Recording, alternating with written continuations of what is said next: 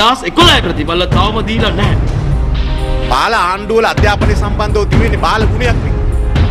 SB Sanayake මහත්තයාට ලනු දෙන පිරිසක් ඉන්නවා. දරුවන්ගේ උසස් පෙළ ඇගීම් සම්බන්ධ බරපතල ගැටලුවක් මත වෙලා තිබෙනවා.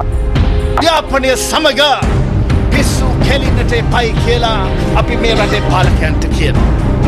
කියන්න පුළුවන් කමක් නැහැ මොන අංශයේ කොහොමද මේ අධ්‍යාපනයේ කඩාලා දීම සිද්ධ වෙලා තියෙන්නේ කියලා.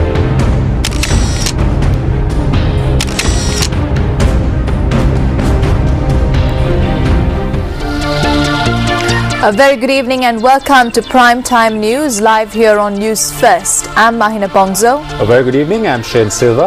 As usual, we start off with a look at the stories making headlines tonight. 2012 advanced level paper marking facing a crisis. Enjoining order preventing the UNP Working Committee from extending the leadership tenure of Ranil Wickremesinghe further extended. A challenge from the former chairman of the Securities and Exchange Commission. Dilip ජයවීරට එහෙම තියෙනවා නම් අපි කිව්වා කියලා සාක්ෂි මම අභියෝග කරන ඒව ඉදිරිපත් කරන්න කියලා. And the leader of the Jatika Hello Rumia says that there is a political hand behind the museum robbery. Turmoil engulfing the Colombo Stock Exchange has created ripples in the local business arena. Speaking exclusively to News First today, Tilak Karunaratne, who resigned as chairperson of the Securities and Exchange Commission last Friday, challenged certain contentious issues highlighted by businessman Dilip Jayavira at a media briefing in Colombo last morning. Especially at a place like the stock market, information sensitivity is key. When information is being divulged at a place where investor confidence should be maintained, information should be revealed in a responsible manner. That is my thought. The regulator should ensure that this is privileged information.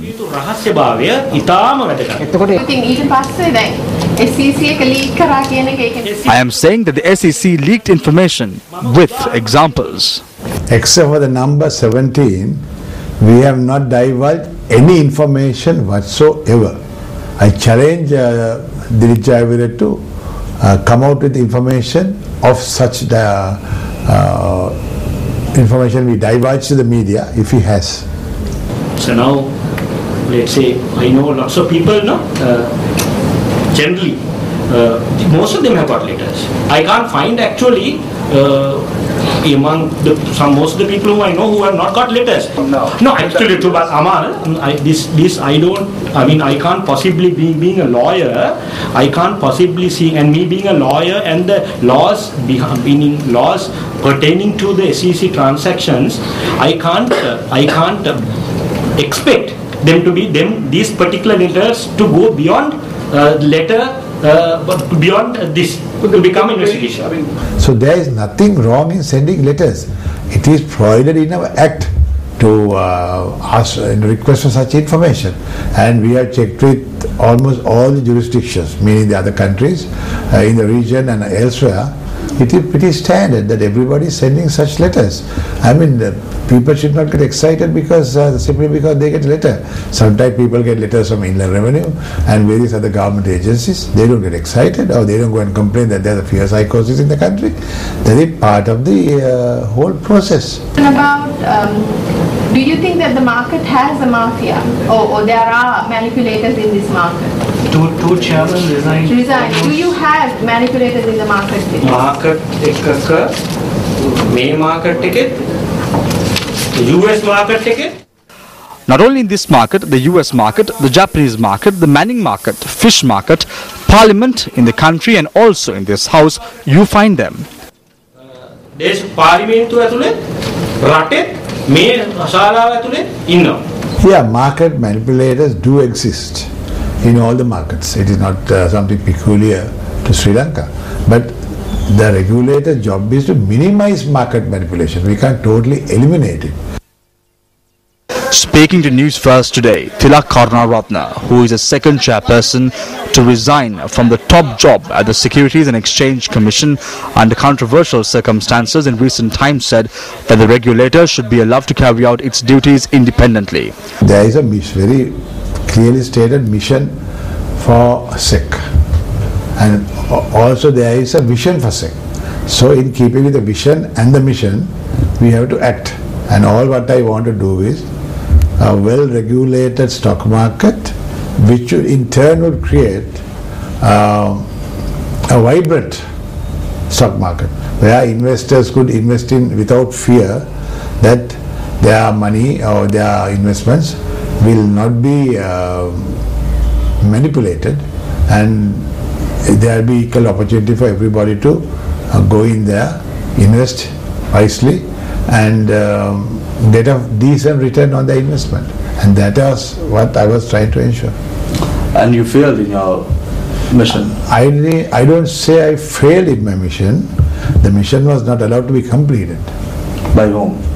Well, that's a question I'd rather not answer, but it was due to immense pressure exerted on me to resign. According to the Securities and Exchange Commission Act, those who willfully obstruct any member of the Commission or any person with whom the Commission has entered into an agreement under subsection 2 of section 23A in the performance of his duties under the provisions of this Act shall be guilty of an offence under this Act. The Act also states that any person who is found guilty of an offence under this Act for which no penalty is expressly provided for under the Act shall be liable on conviction after summary trial by a magistrate to imprisonment of either descriptive for a period not exceeding 5 years or to a fine not less than 50,000 rupees and not exceeding 10 million rupees or to both imprisonment and fine. News First has consistently highlighted the issues relating to the activities of the Colombo Stock Exchange and the role of the regulator, the Securities and Exchange Commission, over the past 1 week. Properly investigate those who have done something wrong and pass proper judgment on them and penalize them at an adequate level. Now, some of the previous transactions which have been faulty have been settled at very small amounts. When they are also looking ahead to strengthen the control, strengthen the regulatory environment, network and have an open, transparent stock exchange supervised by the Securities Exchange Commission. In the medium term, weakening institutions is not good for investors, because these kind of institutions are there to protect the integrity of the capital market, and invariably if that protection is not there, you're going to find that many investors are going to feel that this is a rigged market and they're going to move away from this, and then you're not going to have capital and firms will not be able to raise capital to expand, and economic growth is going to get affected.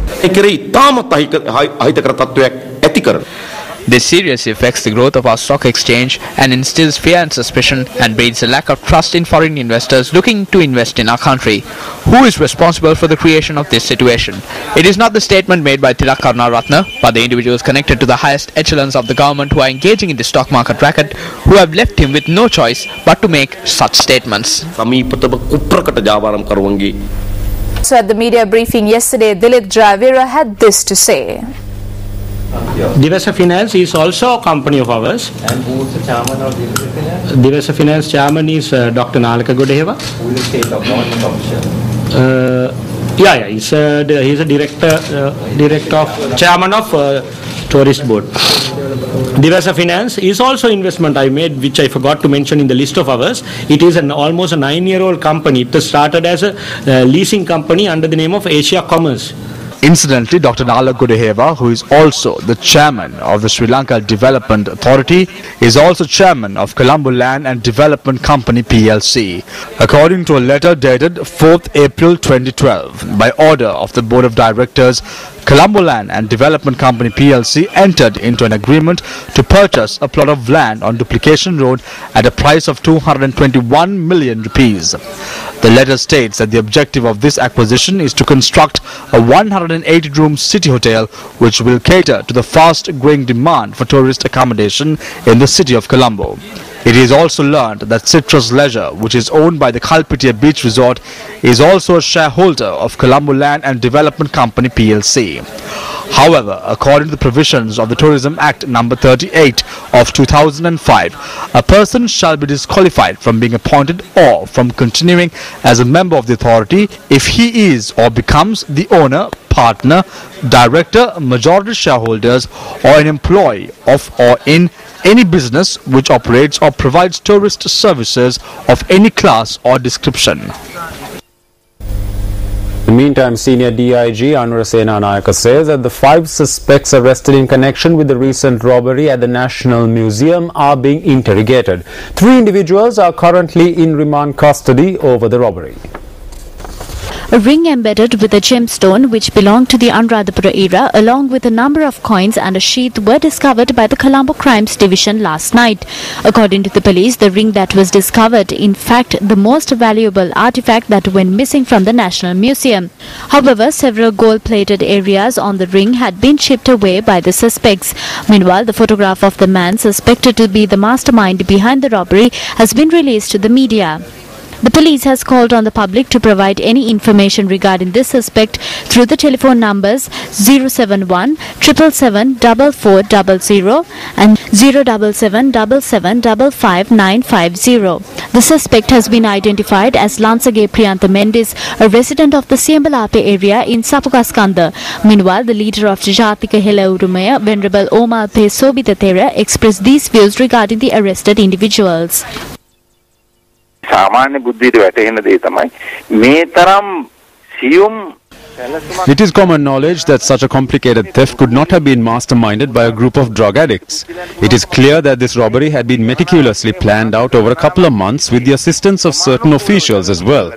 This occurred in a high security zone and the security cameras had been disabled before the theft. This cannot be done by ordinary drug addicts or guards. There is a powerful political force behind this.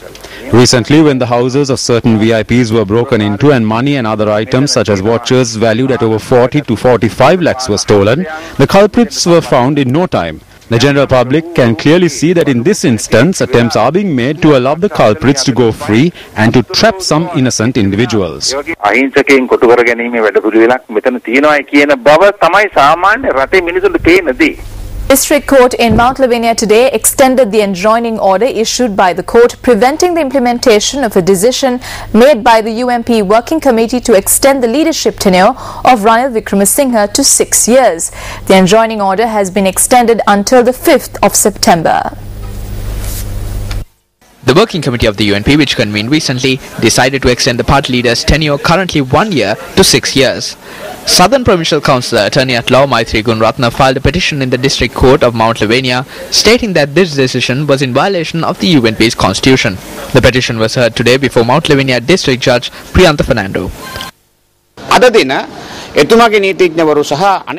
Lawyers representing Ranil Wickremesinghe and the Working Committee members sought a date to file objections. Hearings will reconvene on the 5th of September. Meanwhile, opposition leader Ranil Wickremesinghe expressed these views in Parliament recently. Myself and our party are the ones who are troubled most by the courts, judging by the number of enjoining orders issued against us. But we have this house to speak of these things. Sometimes they are implemented, sometimes they are revoked. This is not a problem. This is a serious statement. The courts will never issue enjoining orders just for the sake of it. Also, if Ranil Wickremesinghe wanted to, he had the ability today to present facts in court through his lawyers and have this enjoining order removed. But he has not done this. I do not think it is ethical for him, being a lawyer himself, to make such statements in Parliament, hiding behind parliamentary privileges. The United People's Freedom Alliance convened a media briefing in Colombo today. Views were expressed on the responsibilities of the opposition. Is the opposition today an alternative? Is there a suitable opposition to take over power from the president, the UPFA or even the provincial councils? There is no belief among the public today that the opposition can be considered as an alternative. There are shortcomings in this government. There are areas where we must correct ourselves. We accept all of this. These are the things that we must discuss. Today the opposition is not simply plagued by internal discord, they are also displaying a brand of bankrupt politics. We challenged them to secure 6 seats in the Eastern Province, but over a month since this challenge was made, the main opposition has shown that it does not have the strength or political clout to accept such a challenge. We can even reduce the number of seats from 6 and make a fresh challenge today to see if they can at least accept that. The opposition can only despair. මේ දේශපාලන අසරණ භාවය දේශපාලන ආරාජික භාවය